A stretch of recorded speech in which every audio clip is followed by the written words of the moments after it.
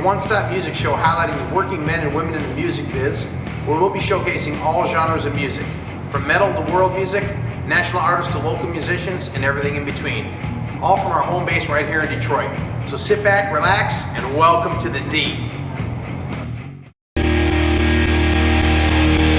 Welcome to the D!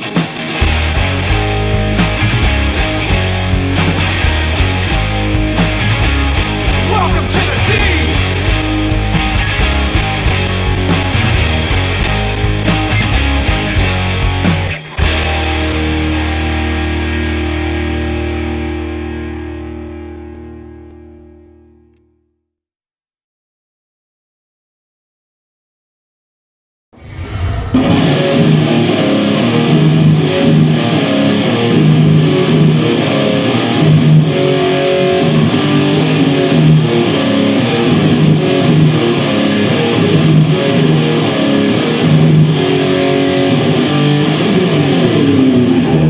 On this episode of Welcome to the D, our producer Bill Von Lindsaway will be interviewing Wolf Hoffman and Peter Baltes from the legendary metal band ACCEPT, who have sold over 17 million albums and played on some of the largest stages in the world.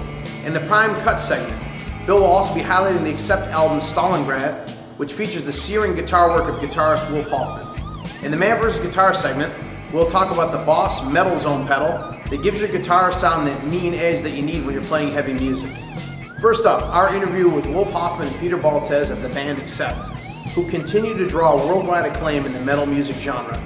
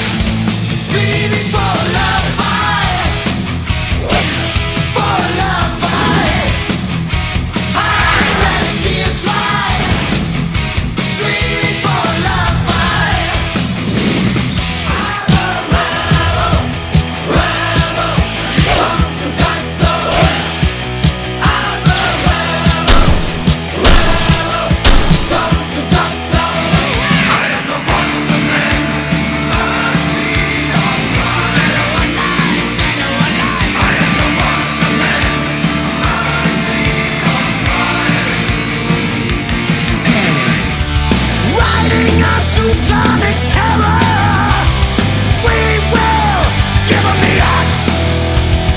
We will give them the odds. It's a pandemic. It's a metal disease. Waves and abduction, creeping in like sin. It's a pandemic. There is no shelter. No limos, no yachts, no homes. There is no shelter. Vultures pick at your balls.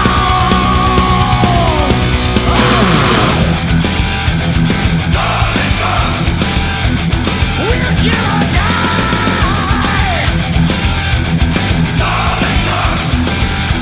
Blood is the cry.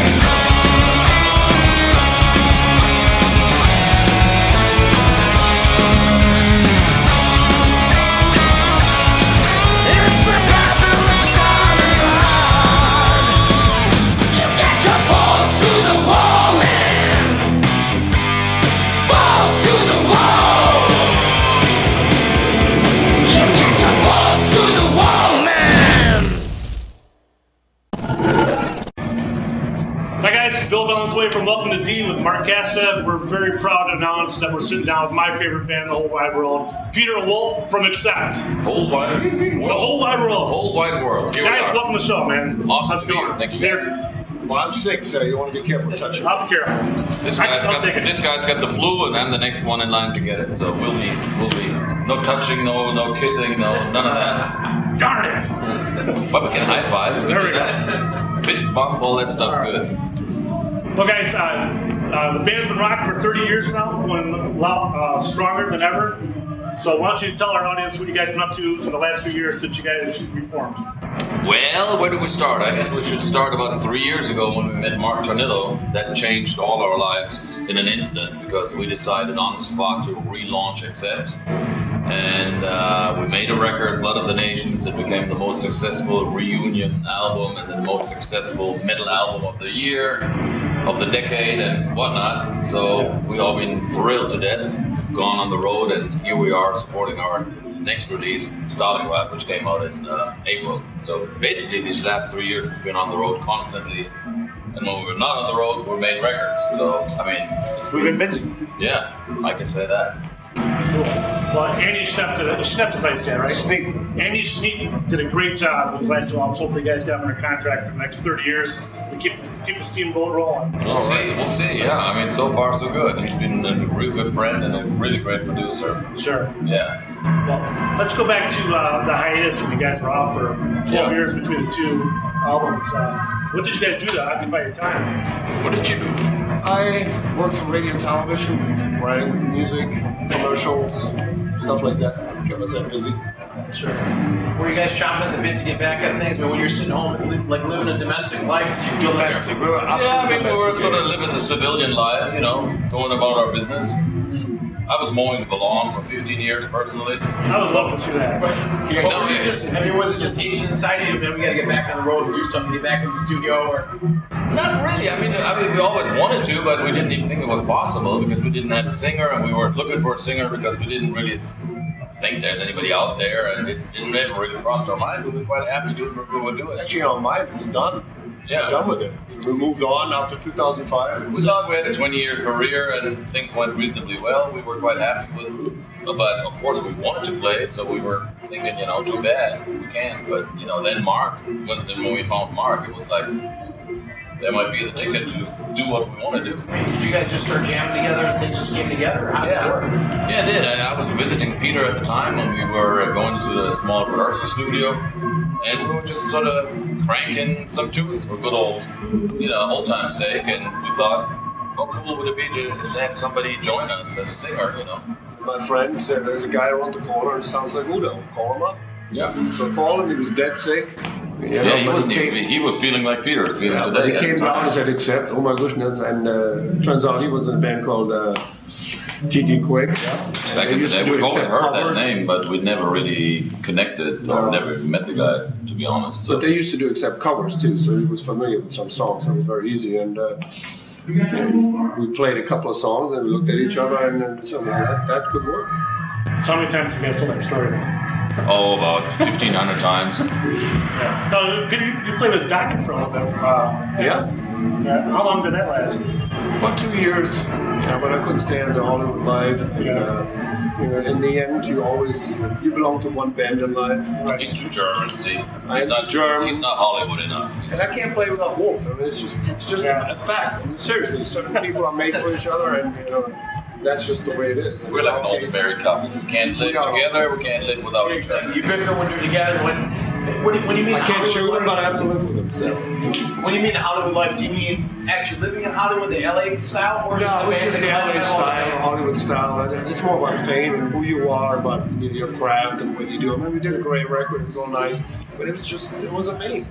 I relocated there, but I think there's a fundamental difference between the German in us and a lot of. I mean, we always get asked this question: why did we even get into it and stuff? And for us, it was always we love making music. That was first and foremost the motivating factor when we got together as teenagers, and we spent years just playing music. And then eventually we became somebody, or we got a record contract, and the lifestyle sort of changed a little bit.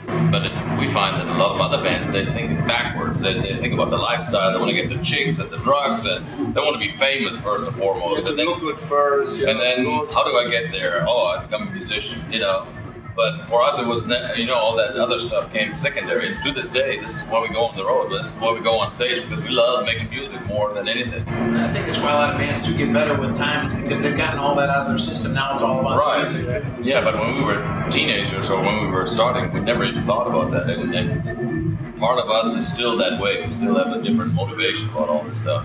And that's probably what he's referring to also with the What is your lifestyle. motivation nowadays? 30 years into it? I mean, you guys, what motivates you to get back on the road and do all this stuff to yourself?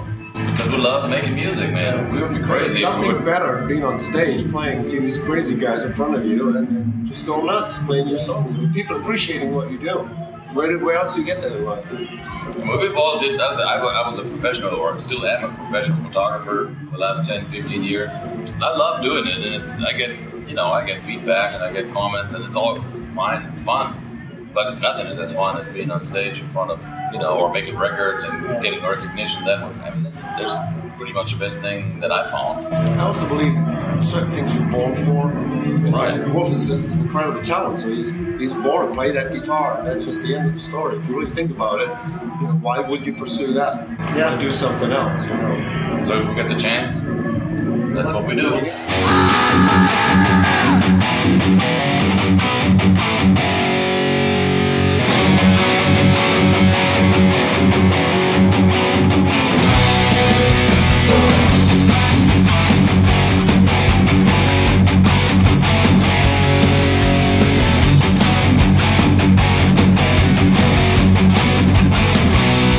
In the cool of the evening, when the fire starts burning bright, you hear the twilight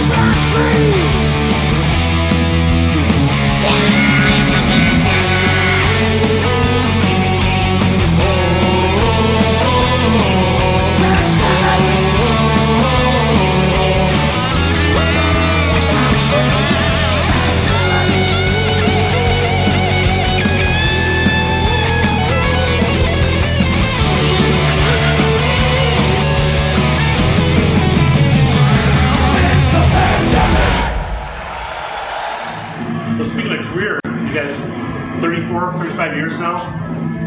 How is That the sounds industry? terrible, doesn't it? Well, it's great that you guys have that longevity and you can do it. So many bands come and go nowadays. Right. But how have you seen the industry change over the last 30 years?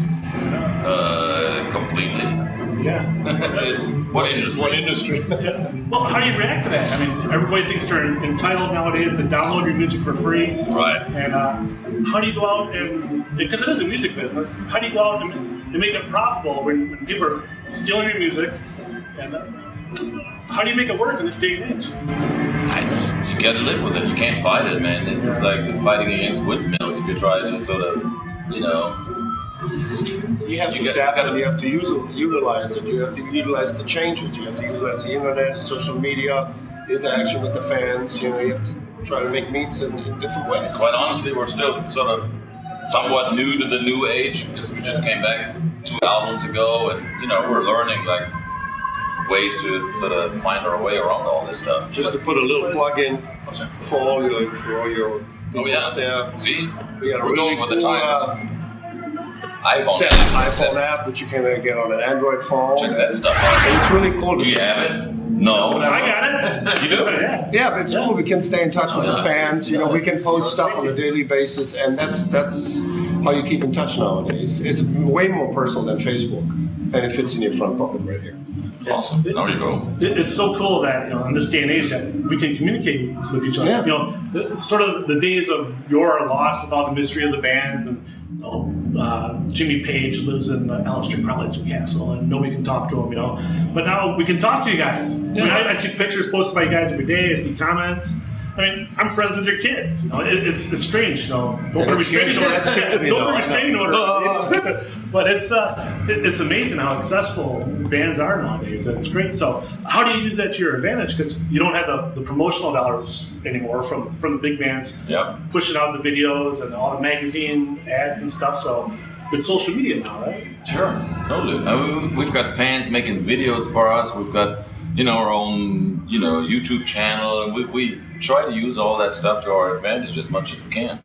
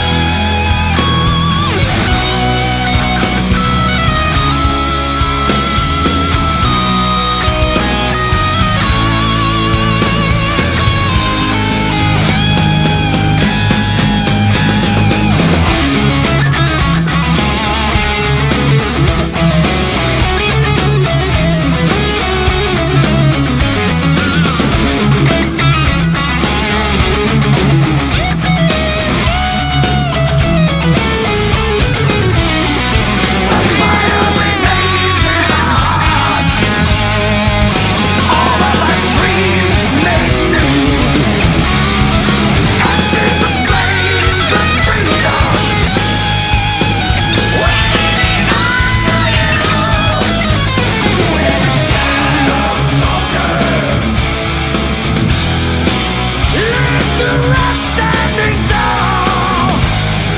Shadow soldiers. If freedom you live, that's why we've given it all. Shadow soldiers. Learn to rest standing tall. Shadow soldiers. If freedom you live, that's why we've given it all.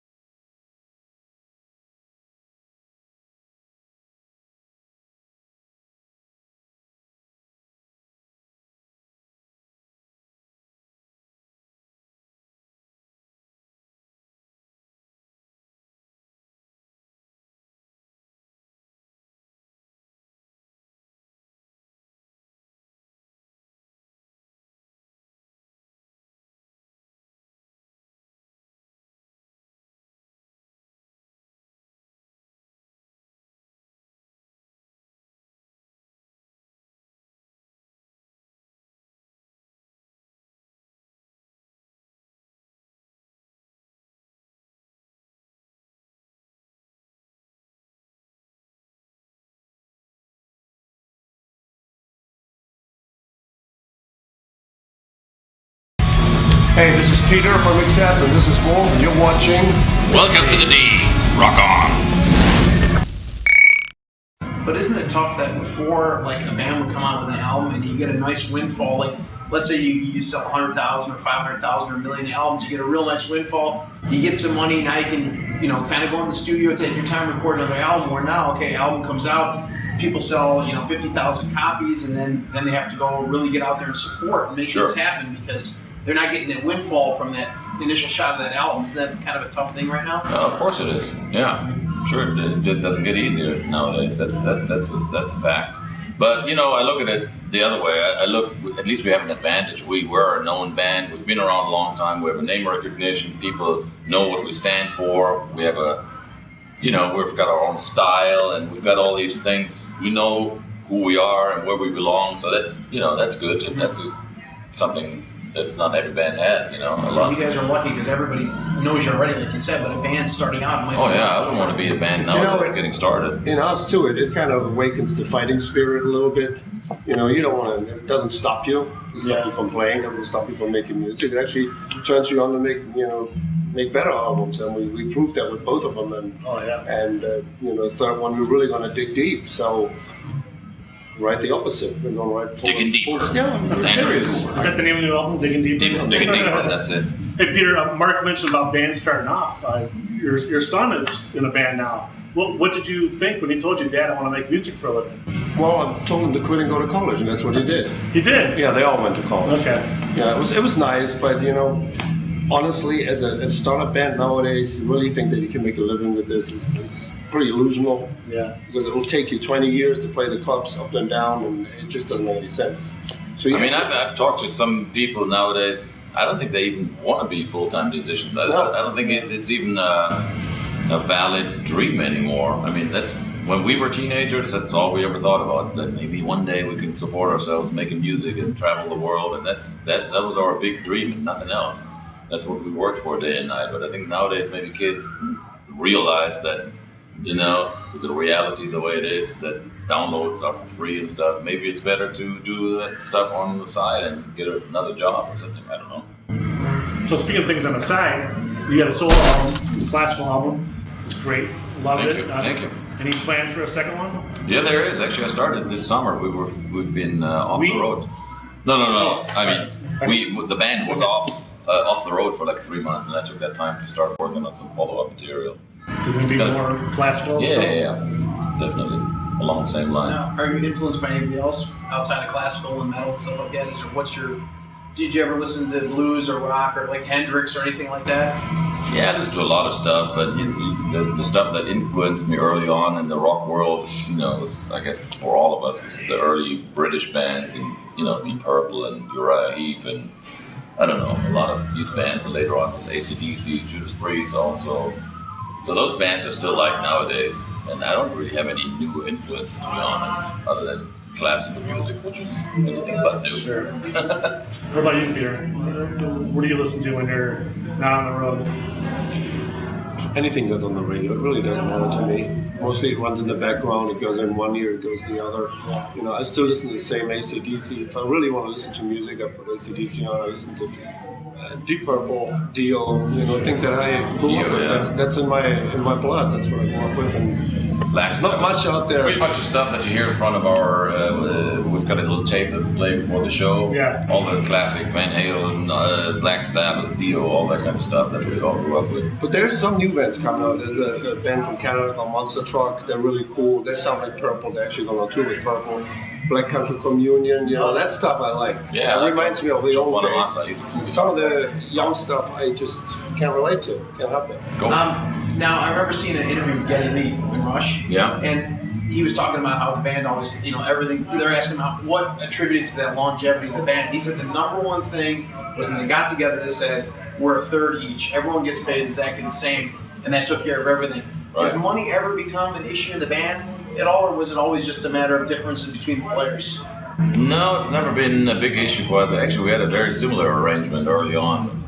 You know, because at the time when we were all kids, we made a similar sort of arrangement between each other. We all get equal share, no matter who writes what, and some people benefited from it, and others obviously did not. But we always felt, at least that way, we don't fight over songwriting credits just to gain extra, you know, advantage with money, you know, because in a lot of bands that'll, you know, it can destroy a band. Well, it can destroy a band, or not necessarily the strongest song gets to be on the album. Sometimes you have those bands then put on albums on the song on songs on the album just to, you know, give the drummer a song or something, or whoever might be the weakest songwriter, just to sort of please him. We always said, you know what, we always take the strongest ideas and we'll just share everything. But actually, Peter, you talked about Dio a minute ago. First time I ever saw you, me and my buddy Marty Black, we went and saw Dio, and you guys opened up in Grand Rapids in 1986. You remember that? It was awesome. During that show, that's when Dio had the big dragon, and he had the sword, and the dragon comes over the castle. Oh, yeah. And he has the sword, and he's ready to hit it with the sword, and the sword broke, and he's just sitting there holding the handle. We've been on tour with Dio for like 5 weeks, and that damn thing never worked. That was almost like a running joke. I wonder if it works today. Sometimes it works, but it was hilarious. It was right out of Spinal Tap. What Spinal Tap moments did you guys have that you could share with us? You know, we never had the big stage sets that didn't work, or did we? I mean, at one point I remember we had in Europe, we had a huge stage set. It was the biggest we've ever had, and you had these triangles, trusses coming down, and then they were supposed to look like flying V's. Yeah, there were 1,000 power cans in you know, rigged up in the ceiling, and those things never came. You know, they're supposed to come down gently and like stand up like this. Yeah, and blind the audience. Sometimes one got like hung up, you know, and you know, you look up and think like, oh gosh, this looks like shit, you know. Yeah. Things like that always happen. And what's the big difference you see in metal in the heyday of the 80s compared to now? All the massive equipment back then. I mean, back in the 80s, it was everybody tried to outdo each other with like how much gear how many trucks it was, how many I don't know, lights there were, stuff. We would actually count like the trusses. Oh, that's 600. And then a lot of like the dummy Marshall stacks and stuff on stage. Of course. Everything was bigger is better back And then. the amount of how many metals are there, because when back in the day it was metal and it was rock. Now it's metal, doom metal, black metal, I can't end it, but it's 50,000 different types of metal. So you know, it's hard That's to a be big categorized. difference. For us, it's easy. We're just old school metal, we're real metal. So you guys are done here in the United States this week. They're off to Europe next week. That's right. So the world tour continues on. What's in store after that? Oh man, we're gonna be busy till almost Christmas time. We're gonna go to Europe, we're gonna go to Central America, Asia. We're gonna go to some places we've never even been. Korea, it's gonna be cool. Wow. Yeah. Honduras and Central America and Costa Rica, never been there, so that's gonna be amazing. And then next year we're going to do a lot of festivals and stick our heads together and start writing some riffs. I heard a rumor that maybe a live DVD, CD. Yeah, we're definitely trying. We've got some stuff in the can already from, what was it, last year, I believe. Some festival footage, which is quite good, but we definitely want to get some more. Festival. Yeah, That was great. Yeah, there's a whole show that's been taped there, and we've got some more stuff coming. So hopefully, if it all goes well, we'll release a live DVD next, whenever that will be. I can't even say, but hopefully before the next studio album, we'll probably try to get some live footage out. So you're touring all over the world. Where do you see that metal's alive and well right now? Europe and South America, I'd say. Is it big in Japan too? Because every time I see things in Japan that are metal, it just seems like Is it it's still that big? rocks. I think it was big in the 80s, much bigger now than it is now. But I mean, we're going to be there soon, so we'll find out how crazy they still South are. America is just immense. Yeah. Unbelievable.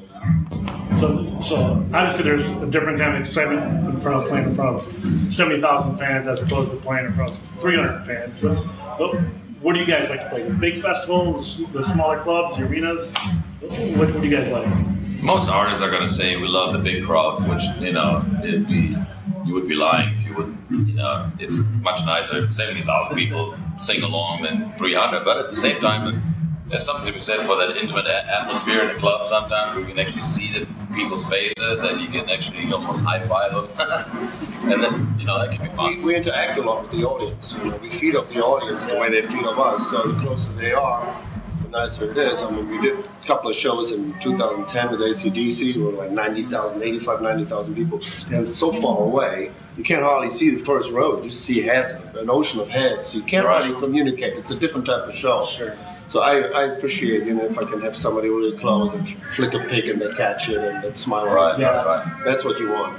Yeah, I don't like it when the first row is like, you know, 50 feet away and you can, you know. And there's an ocean of security guys, and you see their heads, see the back of their heads and the yellow jackets. That's a little too much, but That's too much. you know, we like large crowd. Nothing wrong with that. Yeah. Well, it's so cool. You know, this is like, I think it's the 6th time I've seen you guys play, and you're my favorite live act because of that crowd interaction. Right. I go to a lot of shows, and there's really not a lot of crowd interaction like how you guys do. And for guys that's been doing this for so long, still have that much fun on stage. Sure. You know, I don't know why people are up on stage and they look so sad. Yeah, You know, it's I like agree. pissed off. I don't know why they're up there. If they just have their head down and they just look like. Well, sometimes it's a reflection of the music.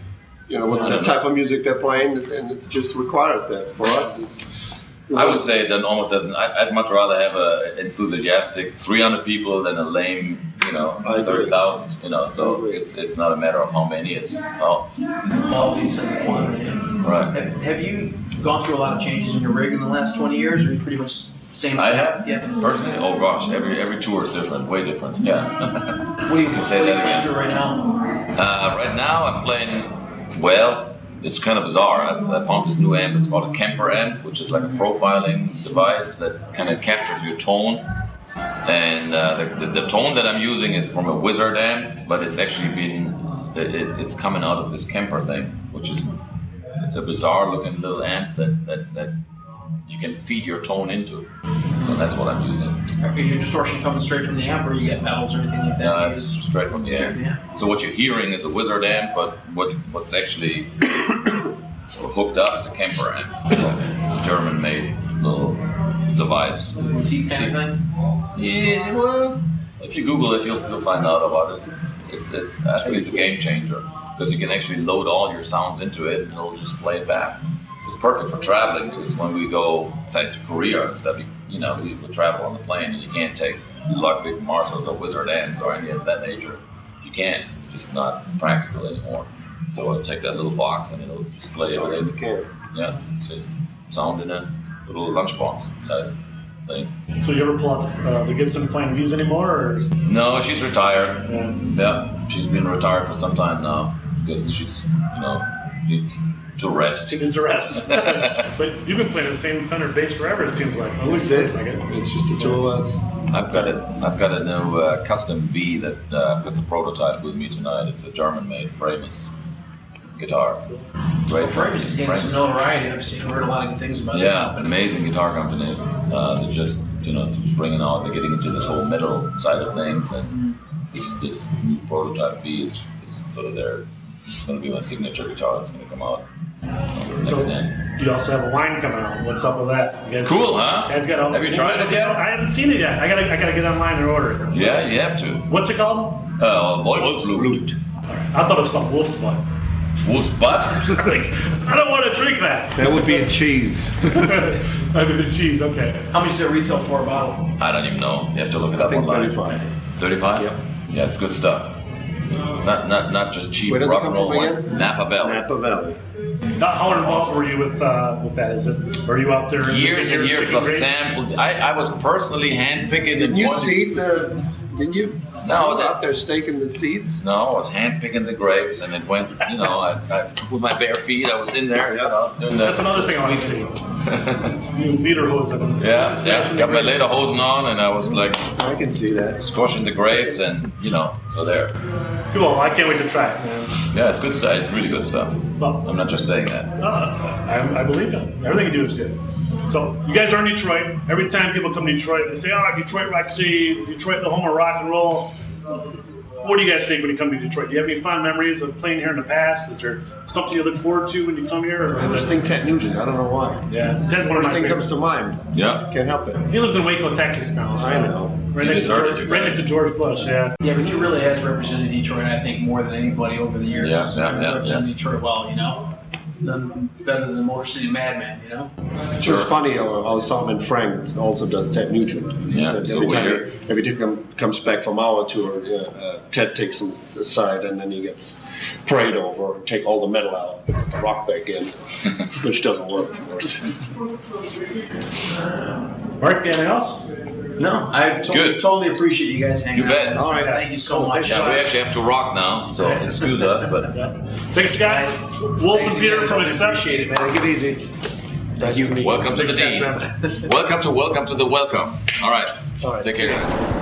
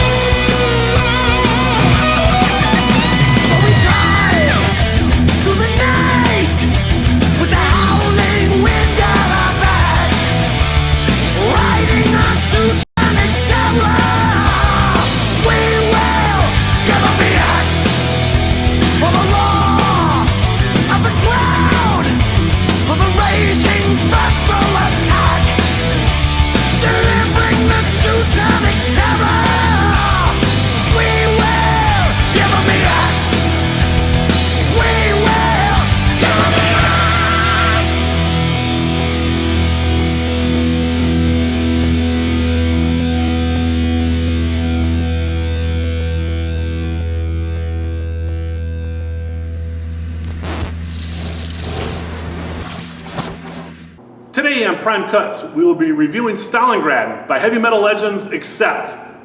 Cue the cow!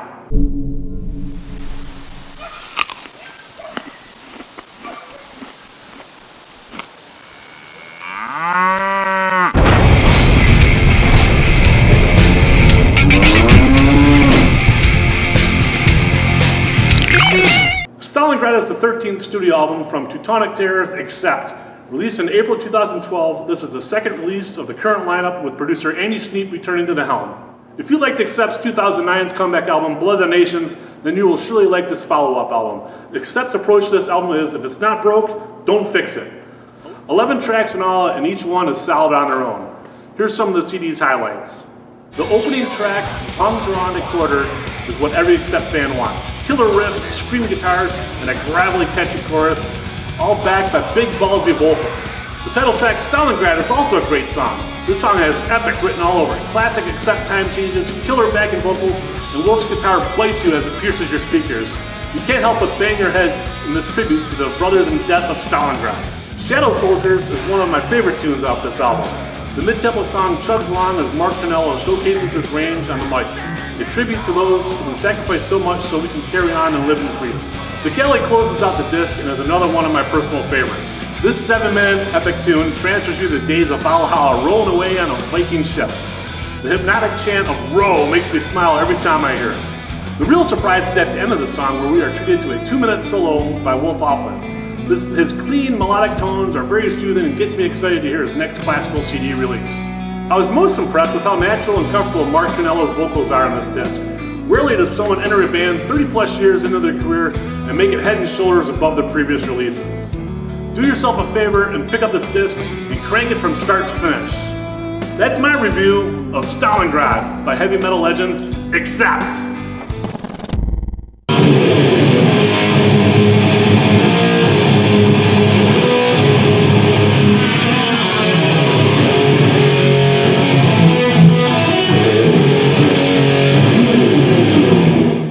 Today in Man vs. Guitar, we're going to be talking about the Boss Metal Zone pedal.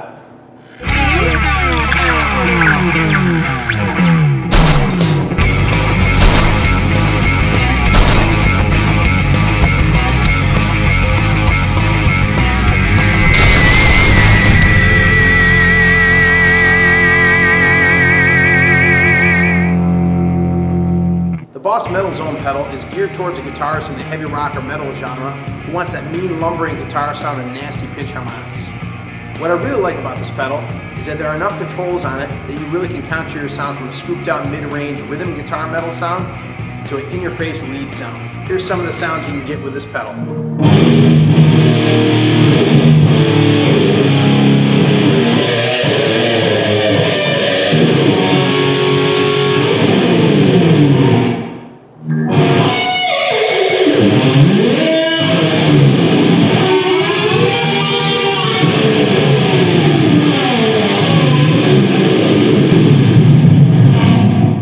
Once again, that's the Boss Metal Zone distortion pedal. That wraps up this episode of Welcome to the D. Once again, we'd like to thank Wolf Hoffman and Peter Baltes for taking the time out before the concert to speak to us. If you enjoyed this show and would like to sponsor a segment or advertise with us, or have us demo your guitar product, you can contact me directly at mark@slightreturn.com. Once again, I'm Mark Casa, and thanks for watching Welcome to the D. From D-Town to your town, we're coming your way. When you see the D fly, you better cheer the brave. Welcome to the king that's crowned. We're from Detroit.